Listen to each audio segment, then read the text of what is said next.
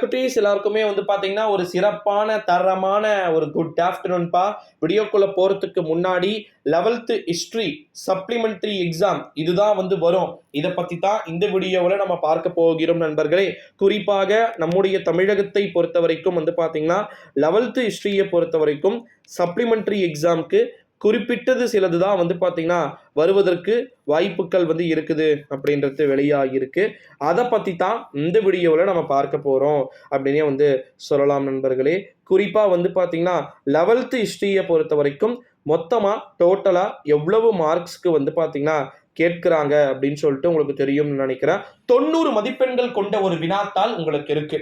ரொம்ப ஈஸியாக தாங்க இருக்கும். நீங்கள் பயப்பட வேண்டிய அவசியம் இல்லை. 11th ஹிஸ்டரியை பொறுத்த வரைக்கும் லாஸ்ட் டைமே 11th ஹிஸ்டரியில் கொஞ்சம் பேர் தான் வந்து ஃபெயில் ஆயிருக்கீங்க. பார்க்கலாம். கீழே டிஸ்கிரிப்ஷனில் மாடல் கொஸ்டின் பேப்பர்ஸ் இருக்கு. ஓகேங்களா? இப்போ அதை பார்க்கறதுக்கு முன்னாடி நான் இப்போ இந்த வீடியோவில் வந்து பார்த்தீங்கன்னா வரலாறு ஹிஸ்டரி உங்களுக்கு தெரியும்னு நினைக்கிறேன்.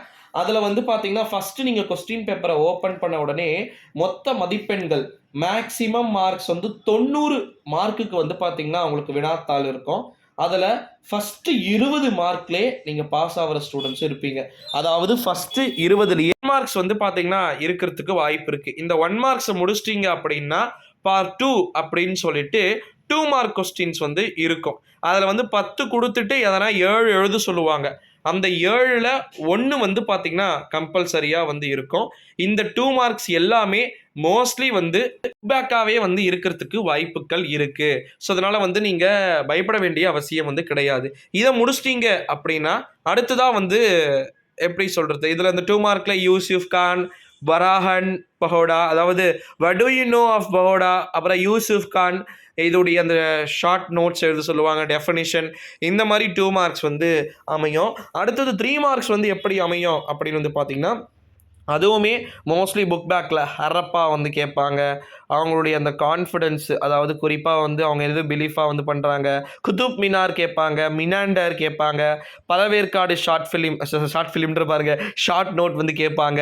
அப்புறம் 1806 வெள்ளூர் ஃபோர்ட் அது வந்து கேட்பாங்க. இதெல்லாம் 3 மார்க்காக இருக்கும். அடுத்தது டிடிஎல் 7 டிடிஎல் கேட்பாங்கப்பா. ஓகேங்களா? இது எல்லாமே வரலாறு. மாமல்லபுரம் பீச் இருக்குது பார்த்தீங்களா, அதோடைய அந்த ஸ்டாச்சு பற்றி எழுத சொல்லுவாங்க.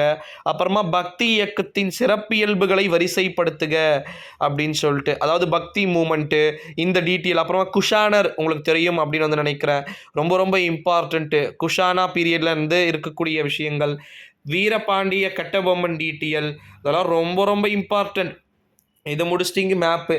சிம்பிள். ஹிஸ்ட்ரி பற்றி நான் சொன்னோன்னா ஆடுவோம் பாருங்கள், ஒரு ஆட்டோன்ற மாதிரி தான். ஹிஸ்ட்ரி வந்து எல்லாருக்குமே ரொம்ப ஈஸியாக தான் வந்து வரும். ஸோ அதனால் வந்து நீங்கள் பெருசாக பயப்பட வேண்டிய அவசியம் வந்து கிடையாது. ஹிஸ்ட்ரிக்கு நான் வந்து போட வேணாம் தான் நினச்சேன். பட் வீடியோவே போடலை அப்படின்னா எப்படி ஸ்டூடெண்ட்ஸ்க்காக அப்படின்னு சொல்லிட்டு தான். ஸோ நல்லபடியாக வந்து எழுதுங்கப்பா. மறக்காமல் டெலிகிராமில் வந்து ஜாயின் பண்ணிக்கோங்க. Thank you so much.